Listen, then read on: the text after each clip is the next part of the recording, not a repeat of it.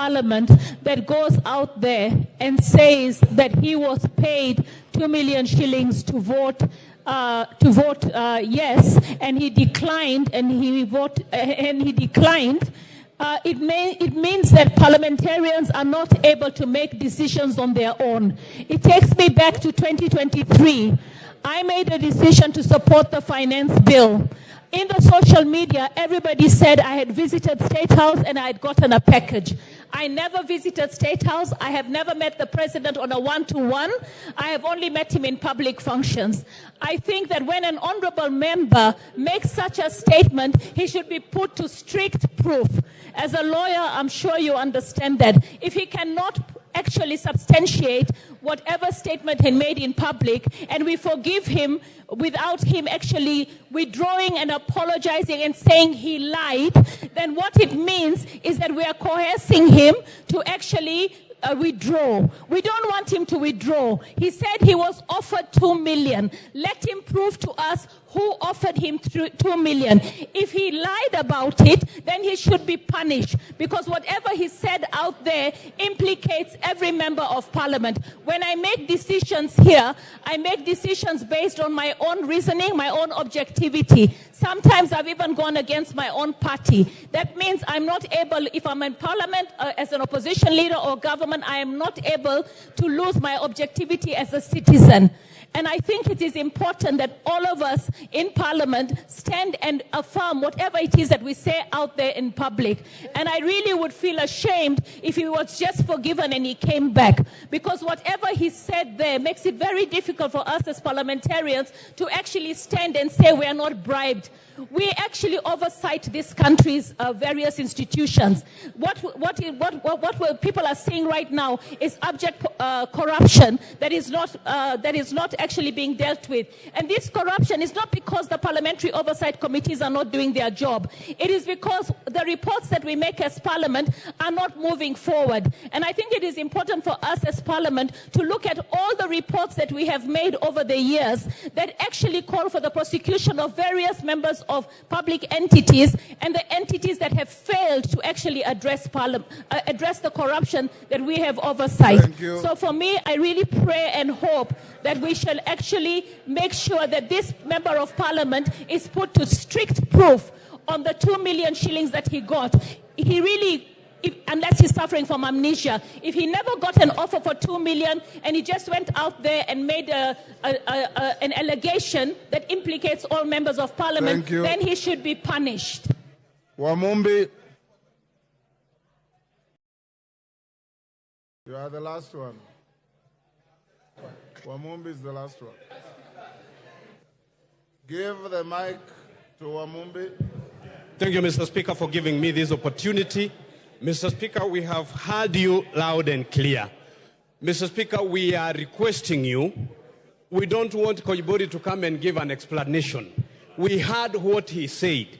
Mr. Speaker, for these members to redeem their image and their dignity, Koibori must be punished, Mr. Speaker.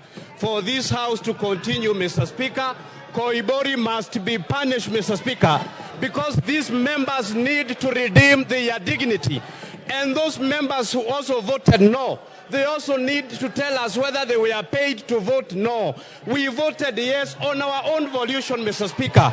So for this House to continue, for these members to redeem their dignity, Koibori must be punished. Thank you, Mr. Speaker. Order, honorable members. Order, honorable members. I did say that I shall guide the House on any subsequent actions to be taken on this matter. Next order. Next order. Order number 4, petitions. Order number 5, papers.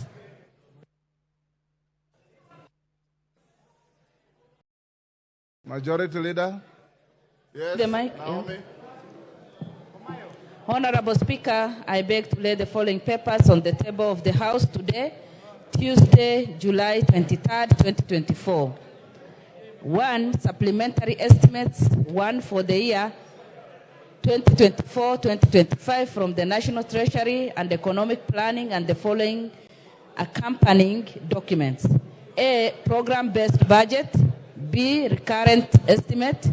C, development estimate, volume 1 and volume 2. And D, statement on financial year 2024-2025, supplementary estimate number 1. 2, legal notice number 105 of 2024 relating to the income tax, charitable organization, and donation exemption rules 2024, including explanatory memorandum and evidence of public participation from the National Treasury. Number 3, legal notice number 109 of 2024 relating to the road maintenance levy fund, imposition of levy. Order 2024, including explanatory memorandum and reports of the public participation from the Ministry of Roads and Transport. Number 4, report of the NGCDF Board on project proposals, approved disbursement status, and restrictions imposed on constituency account the third quarter of 2023-2024 financial year. Number 5, price stability target and economic policy of the government for the financial year 2024-2025, budget from the National Treasury. Number 6, the June 2024 special audit report of the Auditor General on debt servicing of external loans in Kenya.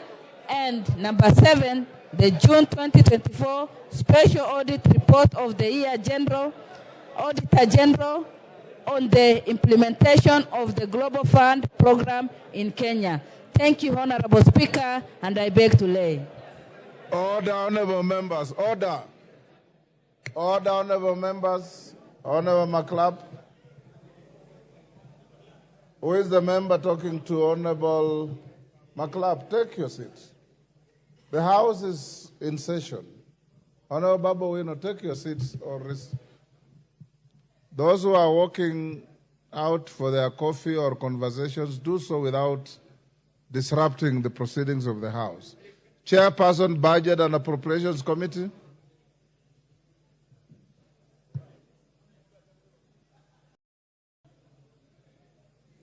Is Honorable Ndindi Nyoro here? Yes, Mary Mase, are you ready with your report on supplementary estimates? You can do it later. Get in touch with your chair. Next, Chairperson, Departmental Committee on Trade, Industry and Cooperatives. Honorable Speaker, I beg to lay the following paper on the table of the House today, Tuesday, 23rd July 2024. That is the report on the Departmental Committee on Trade, Industry and Cooperatives on its inspection visit to the new Kenya Planters Cooperative Union, or new KPCU, warehouses in Nairobi, Sagana, and Meru. Thank you, Mr. Thank you. Next, Chairperson, Departmental Committee.